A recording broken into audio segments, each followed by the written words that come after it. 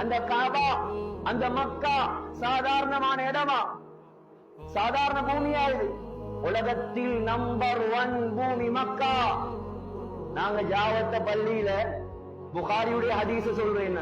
நாங்க ஜாவத்த பள்ளியில அல்லது முழு உலகத்துல எந்த பள்ளியில 1,00,000 தொழுகை தொழுறதும் சரிதான், அந்த காபத்துல்லாவுக்குள்ள போயிட்டு 2 ரகாத் தொழுறதும் சரிதான். கிடைக்குமா பாக்கியம் சகோதரர்களே? நாங்க எங்கட பள்ளியில 1000 தொழுகை தொழுவதும் சரிதான், ஸல்லல்லாஹு அலைஹி வஸல்லம் உடைய அந்த மதீனா முனவ்வரால 2 ரகாத் தொழுறதும் சரிதான். நாங்க எங்கட பள்ளியில 500 தொழுகை தொழுறதும் சரிதான், மஸ்ஜிதுல் அக்ஸாக்கு போயிட்டு 2 ரகாத் சுன்னத் தொழுறதும் சரிதான். அவ்வளவு பாக்கியமான இடம் தான் அந்த மக்கா. இன்ன அவ்வல பைத்தின் ஊதிஅ லின்னாஸ், அல்லாஹ் சொல்றான், முழு உலகத்திலையும் மக்களுக்காக வேண்டி நான் கட்டிய முதலாவது பள்ளி அது. சாதாரண பள்ளி இல்ல சகோதரர்களே. அந்த காபாவுக்கு மேலால 7வது வானத்தில் அல்லாஹ் ஒரு பள்ளி கட்டி வச்சிருக்கிறான். குர்ஆனை பெருட்டுங்க, சூரத்து தூர் எடுத்து பாருங்க. வத்தூர் வகிதாபின் மஸ்தூர் ஃபீ ரக்கின் மன்ஷூர் வல் பைத்தில் மஅமூர். அல்லாஹ் சத்தியம் செய்கிறான், பைத்துல் மஅமூர் என்று சொல்லக்கூடிய பள்ளிவாசல் மீது சத்தியமாக.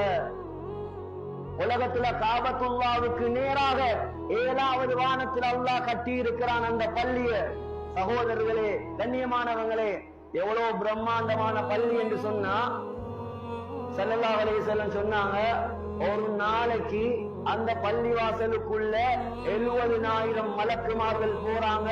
போற எந்த மலக்கும் ரிட்டர்ன் வார சரித்திரம் கிடையாது. யார் கட்டியது? அல்லாஹ்வுடைய பள்ளி. அது எங்க இருக்குது? காபாவுக்கு மேல இருக்குது. போய் யோசிச்சு பார்க்கணும், எப்படி இருக்கும்? தெரியாம படிக்காம அவங்களை நம்பி இவங்களை நம்பி ஹஜ்ஜிக்கு போயிடப்படாது. ஹஜ்ஜிக்கு போற நாங்க ஒவ்வொரு யூனிட்டையும் படிச்சு கொண்டுதான் ஹஜ்ஜிக்கு போவோம். கண்ணியமான சகோதரர்களே, அந்த மக்கா 1000 சொல்லலாம். முஹம்மது ஸல்லல்லாஹு அலைஹி வஸல்லம் பிறந்தது மக்கா. கதீஜா ரலியல்லாஹு அன்ஹாவை திருமணம் முடிச்சது மக்கா. குர்ஆனை அல்லாஹ் முதலாவது இறக்கியது மக்கா. அபூபக்கர் ரலியல்லாஹு அன்ஹு இஸ்லாத்துக்கு வந்தது மக்கா. உமர் ரலியல்லாஹு அன்ஹு இஸ்லாத்துக்கு வந்தது மக்கா. ஃபாத்திமா நாயகி பிறந்தது மக்கா. அலி ரலியல்லாஹு அன்ஹு பிறந்தது மக்கா. ஜிப்ரீல் அலைஹிஸ்ஸலாத்து ஸல்லல்லாஹு அலைஹி வஸல்லம் 600 ரெக்கைகளோட முதலாக கண்டது அந்த மக்கால தான்.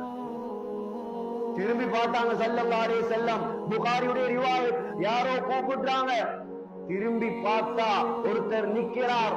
தலை வானத்தில் இருக்கிறது, கால் பூமியில் இருக்கிறது.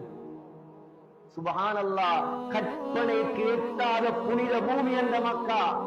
முஸ்னத் அஹ்மதுல ரிவாயத் வருது, ஸல்லல்லாஹு அலைஹி வஸல்லம் சொன்னாங்க, ஜிப்ரீலை நான் கண்டேன். அவர் ரெக்கைகளை விரித்திருந்தார். அவர் ரெக்கைகள்ல இருந்து முத்துக்களும் மாணிக்கங்களும் கொட்டிக்கொண்டே இருந்தது.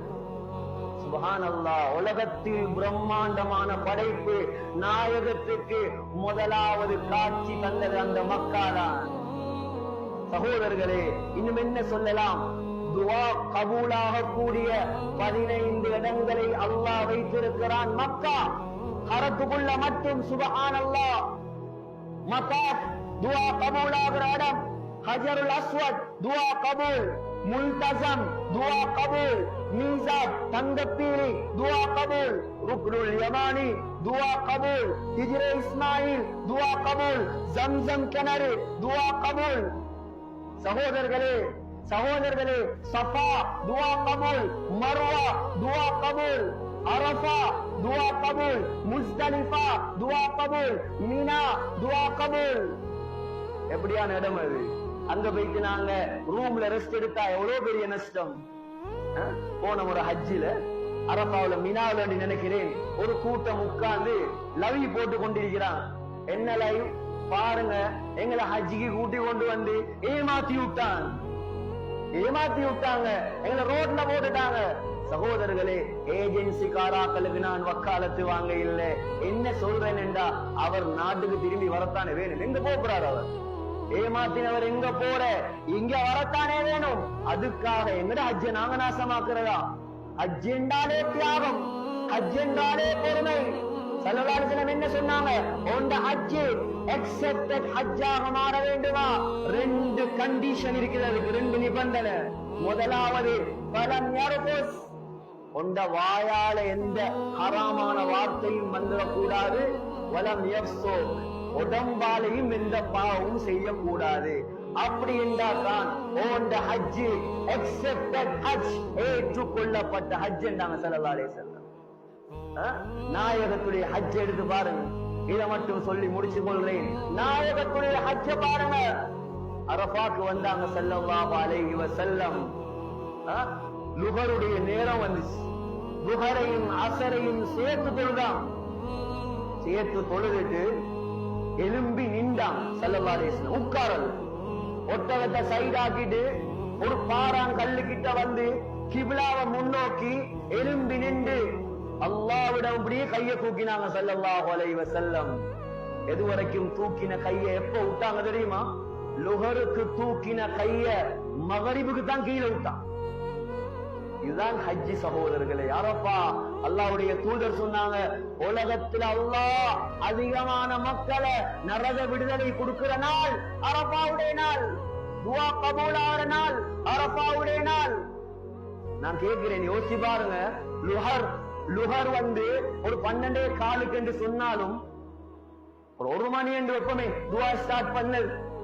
1 மணி, 2 மணி, 3 மணி, 4 மணி, 5 மணி, 6 மணி, சில நேரம் சவுதியில மகரிபுக்கு வாங்க சொல்லும் 7 மணிக்கு போறது.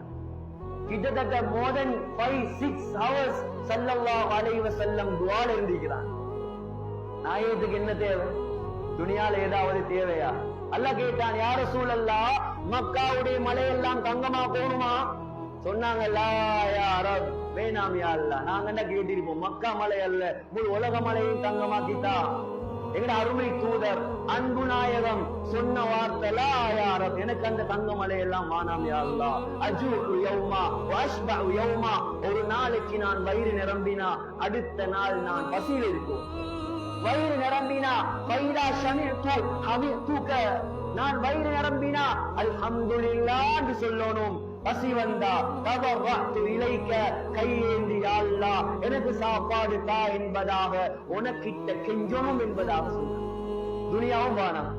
அப்ப ஆகிரம் மறுமை என்ன வேணும்? மறுமையில வாங்கு துவா நாங்க என்ன ஓதுறோம்?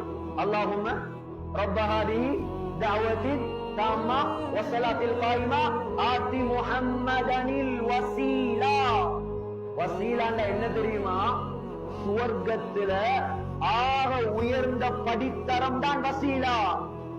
அல்லாஹ்வுக்கு ரொம்ப நெருக்கமான படித்தரம் தான் வசீலா. உலமாக்கள் சொல்றாங்க, 24 மணித்தியாலமும் அந்த சுவர்க்கத்துல இருந்தா அல்லாஹ்வை பார்த்து கொண்டே இருக்கேனுமா. அப்படியான இடம் தான் சொர்க்கத்துல வசீலா. அது ஒருத்தருக்கு தான் அல்லாஹ் கொடுப்பான். அதுதான் முஹம்மது ஸல்லல்லாஹு அலைஹி வஸல்லம். துனியாவிலையும் ஒன்றும் தேவையில்ல, ஆகிரத்திலையும் ஒன்றும் தேவையில்ல. துஆ கேட்டது யாருக்கு சகோதரர்களே? எனக்கும் உங்களுக்கும் தான். நாங்க ஒற்றுமையா இருக்கணும், நாங்க சந்தோஷமா இருக்கணும், நாங்க பிரிஞ்சிடக்கூடாது, எங்களை அல்லாஹ் அழிச்சிடக்கூடாது.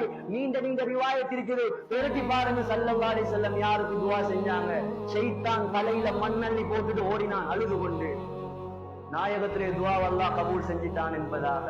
அப்ப நீங்க எவ்வளவு கேட்கணும், நான் எவ்வளவு கேட்கணும், அல்லாஹ் கிட்ட எவ்வளவு கெஞ்சணும், எவ்வளவு அழணும் அந்த அரஃபாவுடைய மைதானத்துல. கண்ணியமான சகோதரர்களே, எனவே ஹஜ்ஜுடைய காலம் இந்த வருஷம் ஹஜ்ஜிக்கு போறவங்க நல்லா ஞாபகம் வச்சு கொள்ளுங்க. தயவு செய்து முதலாவது நீயத்து, இரண்டாவது அல்லாஹ்வுக்காக வேண்டி ஹலாலான சல்லி, அதுக்கு பின்னால முறையான திறமையான அனுபவம் உள்ள உலமாக்களை பிடிச்சி ஹஜ்ஜுடைய சட்டத்தை கம்ப்ளீட்டாக படிச்சதுக்கு பின்னால நீங்க பிளைட்ல கால் வைக்கும்.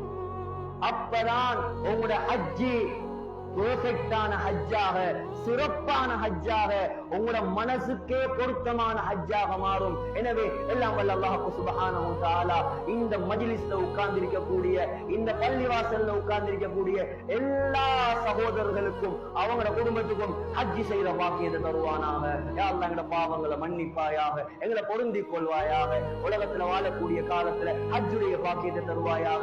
எங்களோட கடைசி நிலைமைய மதீனா முனவ்வரால மஸ்ஜிதுன் நபவி நபவியில ரௌதா ஷரீஃப்ல சுஜூதுடைய நிலைமையில சொர்க்கத்தை கண்ணால கண்டவர்களாக லா இலாஹ இல்லல்லாஹ் என்ற கலிமா சொன்னவர்களாக யா அல்லாஹ் எங்களை மௌத்தாக்கிடுவாயாக. ஆமீன் ஆமீன் யா ரப்பல் ஆலமீன். வா அல்ஹம்துலில்லாஹ்.